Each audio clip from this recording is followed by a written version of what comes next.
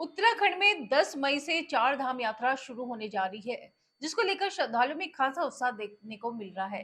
चार धाम यात्रा को लेकर अभी तक करीब 15 लाख से अधिक श्रद्धालु पंजीकरण करा चुके हैं, जिसके बाद यात्रा को लेकर सरकार अलर्ट मोड पर है। लगातार चार धाम यात्रा की तैयारी पर जोर दिया जा रहा है। चार धाम यात्रा की तैयारी को लेकर भाजपा अध्यक्ष अजेंद्र अजय ने कहा कि पर्यटन विभाग की तरफ से चार धाम यात्रा में रिकॉर्ड तोड़ पंजीकरण हो रहे हैं। इस बार हमारा भी अनुमान है कि रिकॉर्ड तोड़ श्रद्धालु तीर्थ यात्रा करने के लिए आएंगे। अजेंद्र अजय ने कहा कि चार धाम यात्रा को लेकर बीकेटीसी और प्रदेश सरकार सभी अपने अपने स्तर से तैयारी कर रहे हैं। अजेंद्र अजय ने कहा कि चार धाम यात्रा को लेकर मुख्यमंत्री पुष्कर सिंह धामी भी लगातार बैठक कर रहे हैं। उन्होंने बैठक की थी और बैठक में निर्देशित भी किया था और पिछले वर्ष की बात इस वर्ष यात्रा और सुचारू रूप से चले, इसके लिए तमाम तैयारियां की जा रही हैं।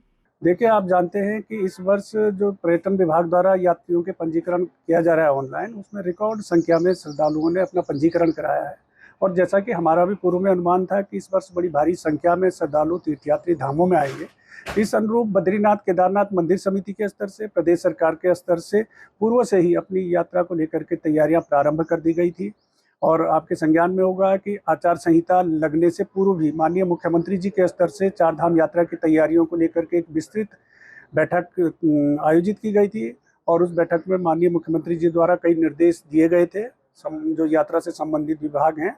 और अभी 2-3 दिन पूर्व भी माननीय मुख्यमंत्री जी द्वारा एक विस्तृत बैठक आयोजित की गई थी, जिसमें यात्रा से संबंधित सभी विभागों के उच्चाधिकारी उपस्थित थे। और उसमें माननीय मुख्यमंत्री जी द्वारा जो पूर्व में उनके द्वारा निर्देश दिए गए थे, उन निर्देशों के अलावा विभागों की जो अब तक की तैयारियां, उनकी विस्तृत रूप से समीक्षा की गई और जहां पर सुधार और संशोधन की आवश्यकता थी, वहां पर उनके द्वारा उनको निर्देशित भी किया गया। देखिए, आप जानते हैं कि गत वर्ष जब चारधाम यात्रा प्रारंभ हुई थी, तो उससे पूर्व बद्रीनाथ केदारनाथ मंदिर समिति ने अपने 4 अध्ययन दल देश के जो प्रमुख मंदिर हैं उनमें भेजे थे और उन्होंने वहां पर की व्यवस्थाओं का विस्तृत अध्ययन किया था। उसके पश्चात उन्होंने अपनी संस्तुतियां, अपने सुझाव हमको दिए थे। उसमें एक सुझाव ये भी था कि जो भी हमारे धामों में, केदारनाथ जी में, बद्रीनाथ जी में जो विशिष्ट और अति विशिष्ट महानुभाव आते हैं श्रद्धालु के रूप में, उनसे कुछ एक निश्चित शुल्क लिया जाना चाहिए, क्योंकि हम उनको वहाँ पर प्राथमिकता के साथ में दर्शन कराते हैं, उनको निःशुल्क प्रसाद इत्यादि भी देते हैं। तो इसलिए उनसे एक निर्धारित